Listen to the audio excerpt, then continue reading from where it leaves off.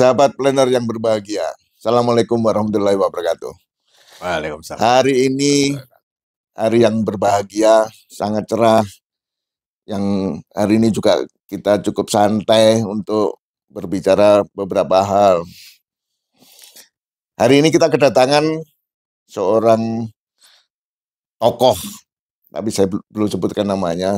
Tapi beliau bergerak di bidang yang orang banyak merasa tahu, merasa bisa, tapi belum tentu tahu, belum tentu bisa sebagai profesional di bidang itu. Ya, hari ini kita kedatangan Bapak Insinyur Gunawan Wibisono, dan gelarnya cukup panjang, saya nggak bisa sebutin satu-satu. S2-nya banyak, gelar keprofesinya juga banyak, nanti biar beliau sebutin sendiri. Beliau seorang fotografer, yang tokoh fotografer di Indonesia yang juga sangat profesional, tetapi juga beliau seorang tokoh planning di Indonesia. Nah, hari ini kita akan bicara santai dengan beliau, seperti apa sih hal fotografi itu, baik secara umum maupun di ujungnya kita akan bicara tentang hubungannya dengan planning. Assalamualaikum Pak Gunawan. Waalaikumsalam. Sehat? Pak Eko. Sehat Pak. Bahagia? Bahagia. Tetap semangat? Semangat. Semangat muda? Muda. Tetap semangat muda, walaupun beliau hari ini usia sih tidak muda, tapi menurut UNDP yang baru juga beliau masih muda. Jadi saya pun apalagi lebih muda lagi. Pak Gunawan ini, kalau teman-teman belum kenal, saya juga kenalnya beliau sebagai seorang planner. Tapi kemudian, tahu beliau sebagai fotografer profesional juga. Tapi untuk lebih kenal lebih dalam, kita kulik sedikit ya tentang masa kecil beliau. Beliau saya tahu sepertinya di Jawa Tengah lahirnya. Gimana Pak Gun? Dulu lahir di mana ya? Lahirnya di Pulau Ambon Pak. Duh, malah di Ambon. Iya. Bukan wong Jawa toh? Iya, saya asli Oslo. Oslo. Solo, ya, dari Jawa Tengah. Tapi dilahirkannya di Pulau Ambon. Lahir di Ambon ya. Terus meneruskan sekolahnya di SD, SMP, SMA di Solo. Kuliahnya di ITB, S1, S2. Kuliah S2 satu lagi di Magister Manajemen di LPPM ya, di Jakarta. Kemudian tadi gelarnya kok banyak, belum. Banyak sekali. Gelarnya baru 5 sekarang. Masih perlu nambah. Saya sudah nggak bisa nyebutin itu Pak Gun. Ya.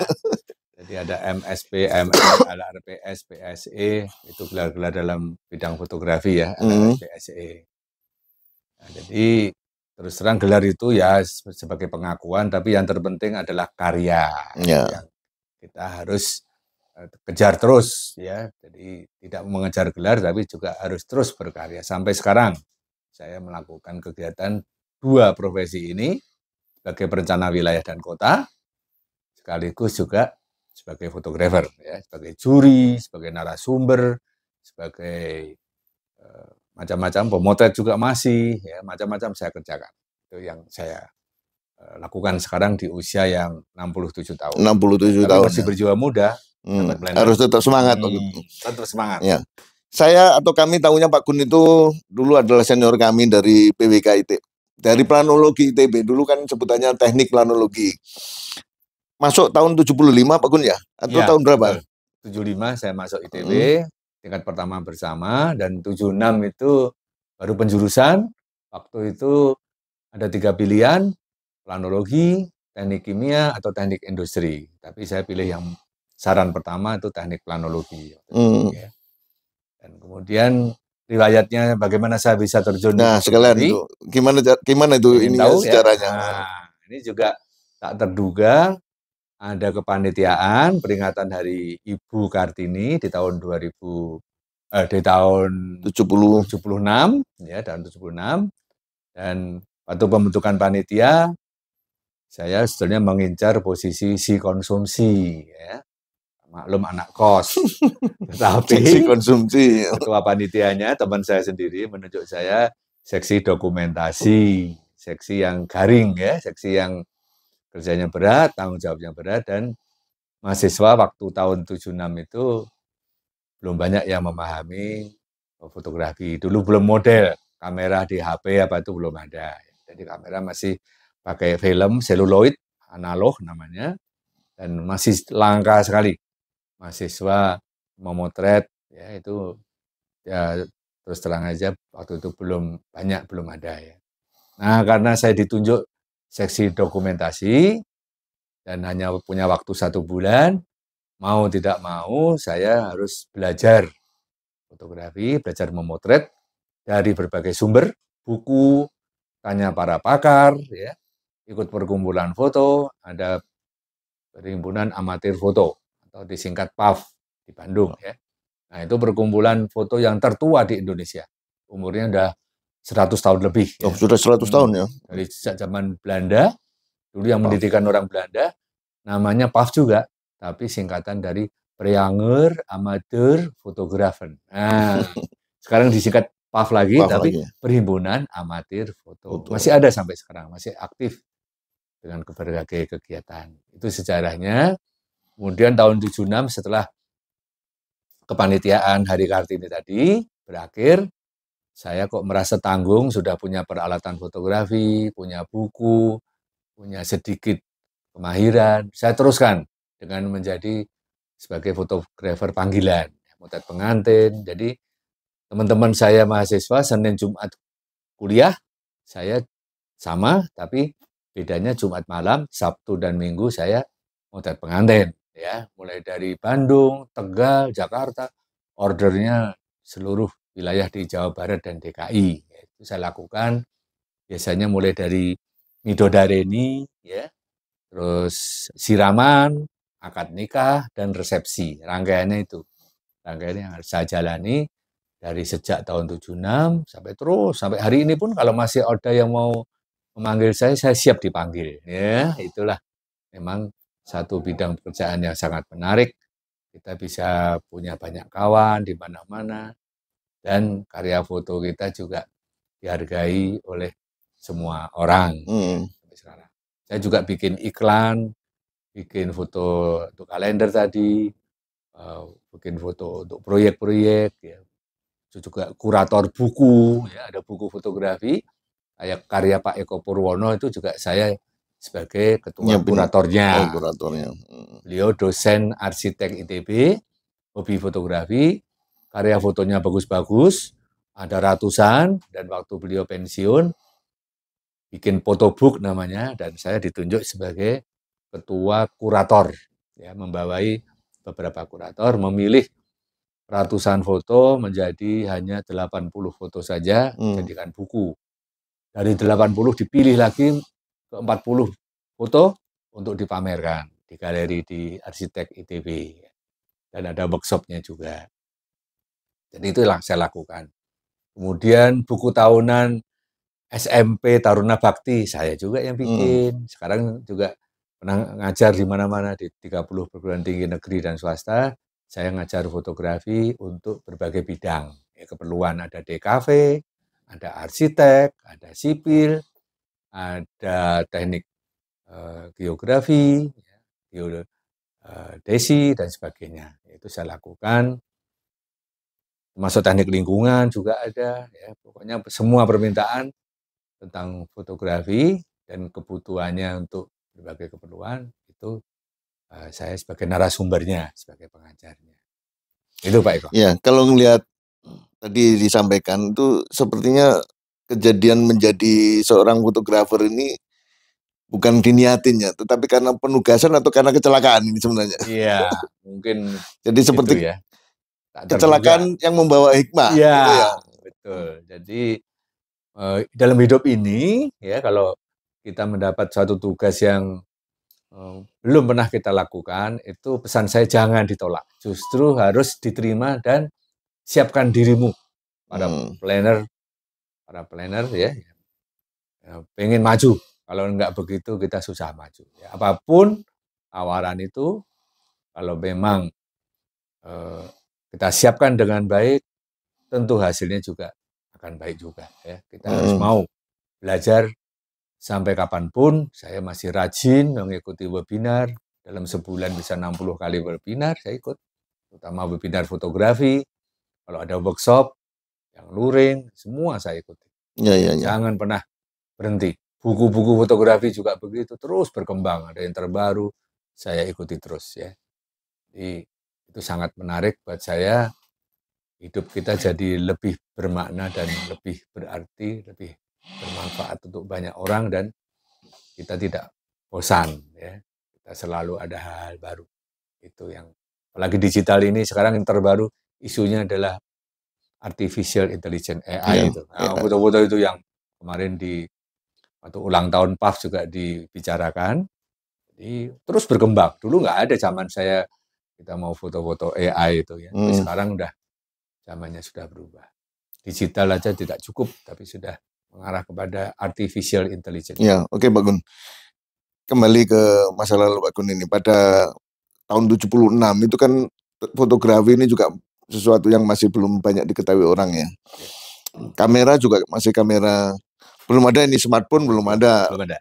Gimana dulu ini waktu mulai belajar kamera itu tentang fotografi dengan kamera yang ada itu seperti apa? Terus zaman dulu kan masih pakai yang pakai film itu seluler, gimana itu ceritanya gitu? Dulu memang sulit sekali ya, karena harga film seluloid itu juga mahal, kameranya juga mahal, tidak seperti sekarang orang dengan di bawah 1 juta udah bisa beli handphone, HP, dan di dalamnya sudah ada kameranya. Dulu sulit. Terus terang, waktu itu juga saya pakai kamera bekas ya, Yashica, ada kamera Nikon, ya, itu kamera yang tipe lama dan bekas. Saya tidak mampu beli yang baru. Tapi begini, satu hal yang penting adalah jangan terpukau oleh peralatan mahal yang mungkin memang bagus ya, tapi harganya tidak terjangkau oleh dompet kita. Misalnya ada Leica yang harganya sampai 350 juta ya kameranya. Memang mungkin bagus ya.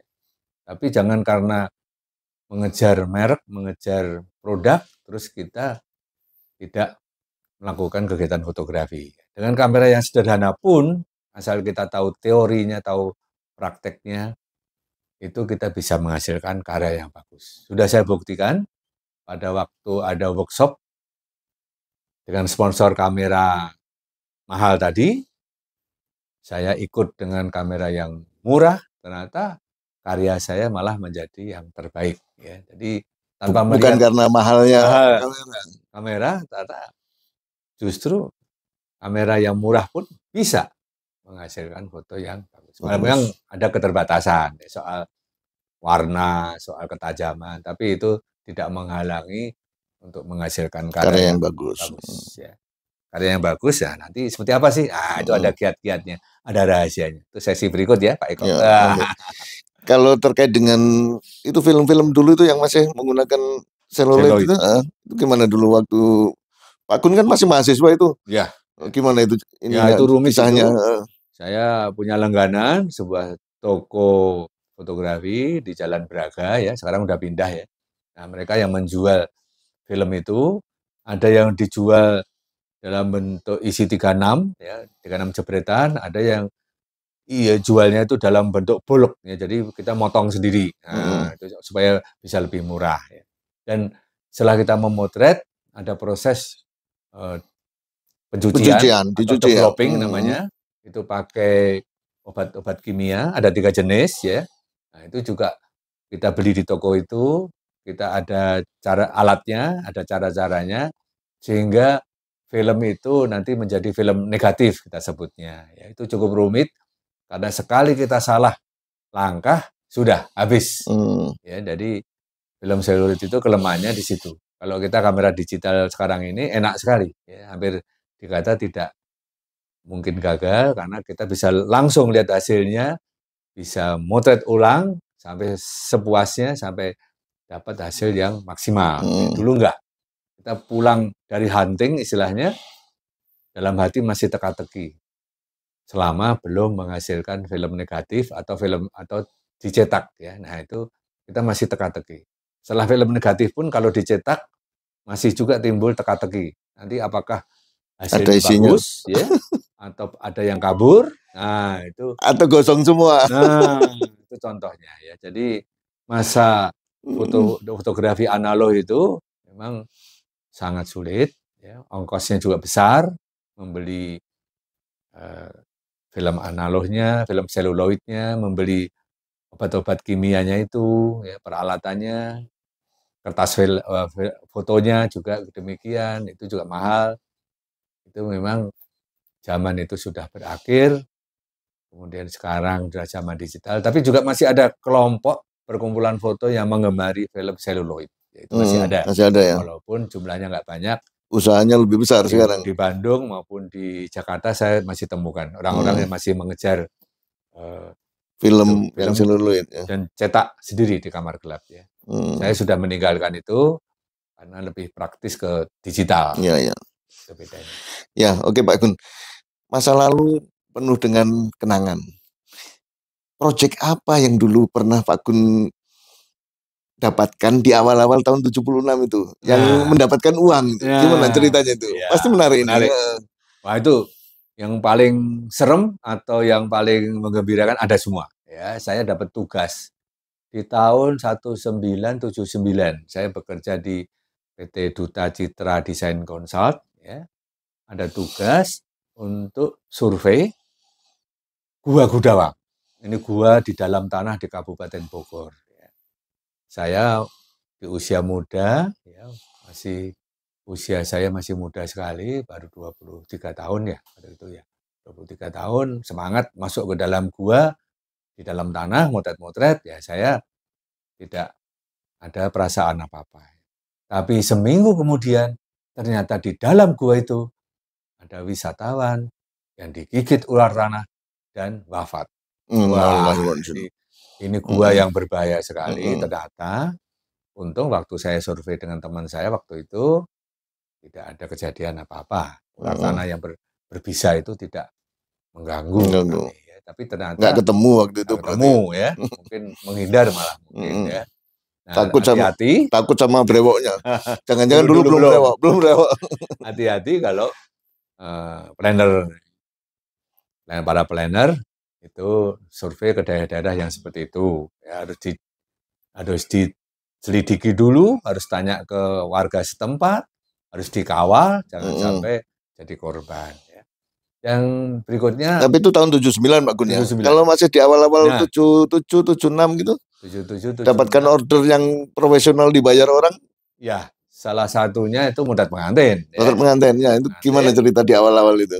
Itu ceritanya karena kenalan, terus ada yang menikah, saya diminta memotret. Ada kisah menarik juga itu, Pak. Memotret di Jakarta, udah senang, ordernya cukup lumayan nilainya ya. Nilainya udah juta-juta gitulah zaman itu. Jadi saya dengan 2 asisten berangkat ke Jakarta.